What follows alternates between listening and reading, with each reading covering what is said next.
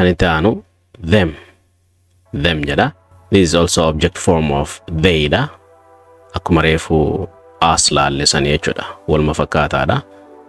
They in subject yoo ta'e themiin maal ta'a? Object isaati jechuudha. Gocha fudhataa ka jennu san yookiin immoo receiver of the action ka jennu san jechuudha.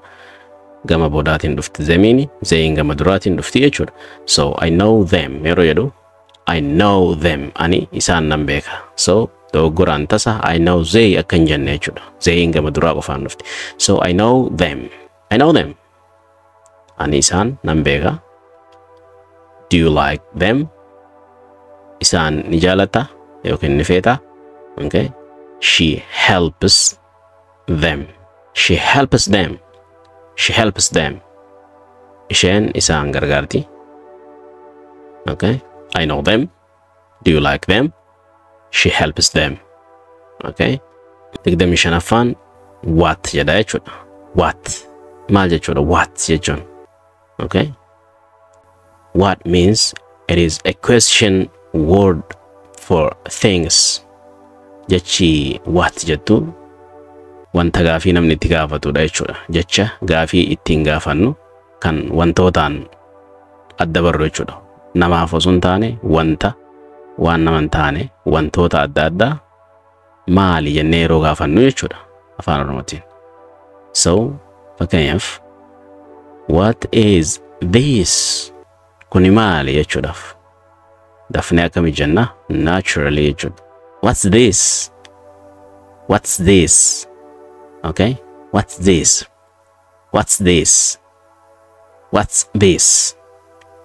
What's jette this jette jechuudha. What's this? Okay. Kuni maali? Kan itti aanu what is your name?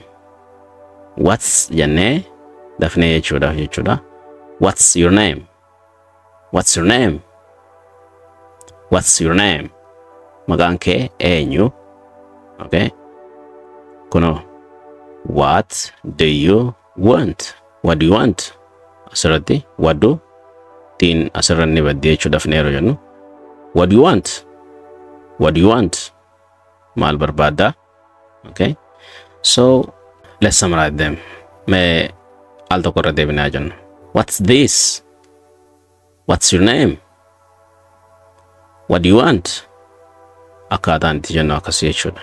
Irra deddeebi'aati viidiyoo wajji shaakalaa. Don't forget to say with video. Okay. Every time I say a word or sentences, you have to pause the video and say with it. Okay. Yeroo hunda yeroon jecha tokko yookiin hima adda addaa jedhu viidiyoo san xiqqisho dhaabaati wajji jechaa deemaadha. Akkasii akkaataan itti jijjiiramnu jechuudha. Jechi 26ffaadha. Who jedha. Who WHO dha. So WHO jechuun warreen qubee W fi H irraa ka'an warreen gaafiidhaatu jira jechuun inni muraasni tokko isa kan reefu laalli what jenneen jechuudha. So inni kun immoo akkuma kan reefu question word for people. Namoota gaafachuudhaaf nu gargaara jechuudha. Kan reefu wantoota gaafachuudhaaf. Okay. Akka afaan keenyatti yoo ta'e eenyu jechuudha jechuudha. Eenyu jettee yoo gaafachuu barbaadde who fayyadamtaa jechuudha. So who are you? Who are you? Ati eenyu? Isa kana odafnee yeroo jennu ni jijjiirama. Who are you? Who are you jettu jechuudha. Who are you? Who are you? Who the hell are you? Eenyu abbaa keetiiti yeroo jedhan jechuudha fakkeenya. Who the hell are you? Eenyu awwaala keetiiti ati? Eenyu jechuu yeroo aartu jechuudha. Okay. Inni kun maal jedha? Who is that man? Who is that? Gizee annu akkas jennaamre. Who is that man? Dafnee waa akkamii jenne isa kana. Akkam taayiree yoo dafnee jennu ni jijjiirama. Who's that man? Who is ka jedhu who's goona jechuudha. Who's that man? Who's that man? Namichi sun eenyu? Who helps you? Who helps you? Eenyutu si gargaare yookiin immoo eenyutu si gargaara. Eenyutu si gargaara yeroo jettee gaafii gaafachuu barbaaddu akkana jetta. Maal jenne? Who helps you? Mee al tokko irra deebinee hojii haa jennu. Yeroo nan jechoota kanneen yookiin immoota kanneen jedhu. Okay. Viidiyoo dhaabaadha wajjin shaakalaan isinii jedha jechuudha. So kan dura who are you? Who are you? Who is that man? Who's that man? Who's that man? Who's that man? Who helps you? Jecha 27 jirra jechuudha. Namni afaan Ingiliffaan beekne kan baruu qabu 27 geenye jirra jechuudha. Okay? Be strong. Jabaadha. Okay? So jechi where jettuni akkaataan itti dubbifamtu where jennaan jechuudha. Where. It is a question word for places. Kuni jechoota gaafii keessaa kan ta'e kan iddoo yookiin immoo iddoolee gaafachuudhaaf nu gargaaru jechuudha. Kana jechuun gabaabumatti eessa jechuudha. Fakkeenyi kun ifa nuuf godha. Where are you? Where are you? Where are you? Jennaa jechuudhaaf ne eessa jirta. Okay? Kun immoo maal jedha? Where is the book? Where is the book? Where is, okay? Where is the book? Where is the book? Kitaabichi eessa jira? Where do they live? Isaan eessa jiraatu? Where do they live? Where do they live? Eessa jiraatu isaan jechuudha. Dafnee haa jennu al tokko wajjin haa shaaqallu. Where are you? Where's the book? Where do they live? Where do they live? Inni kun immoo when jennee dubbifnaa jechuudha. When. This is also a question word for time. Kunis akkuma jechoota biraa jechoota gaafii keessaa tokko kan ta'e kan yeroo gaafachuudhaaf nu gargaaru jechuudha. Afaan keenyaan yoom jennee kan gaafannu sun jechuudha. Fakkeenyaaf when can we eat? Yoom nyaachuu dandeenya? When can we eat? When can we eat? Okay, dafnee akkas jenne. When can we eat ka jedhu? When can we eat? Yoom nyaachuu dandeenya? When do you eat? Yoom nyaatta? When do you eat? When do you eat?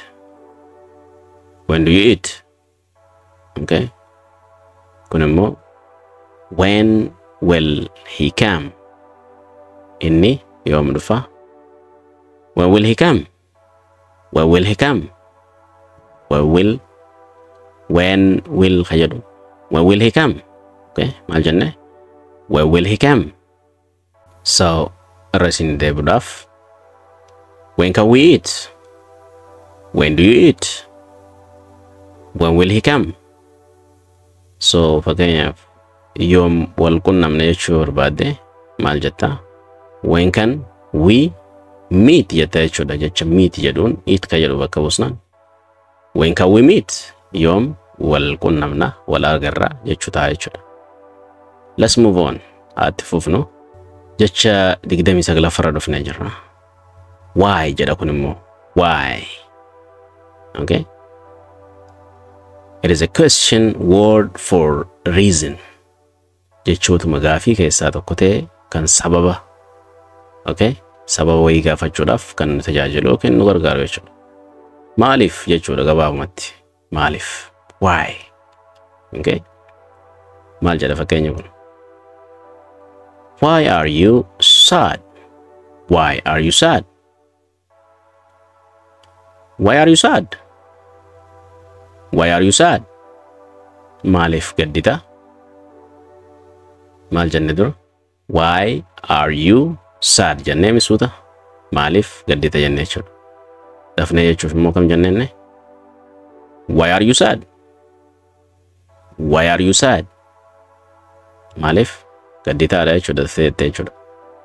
Asirratti hoo. Why is he late? Why is he late? Maaliif orraafate? Dafnee yeroo jennu ni jijjiirama kuno. Why is he late?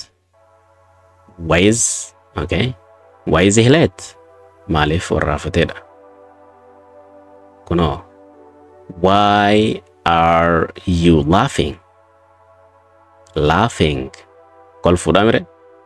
Maaliif kolfaa jirta? Why are you laughing? Why are you laughing? Dafnee kam jennee?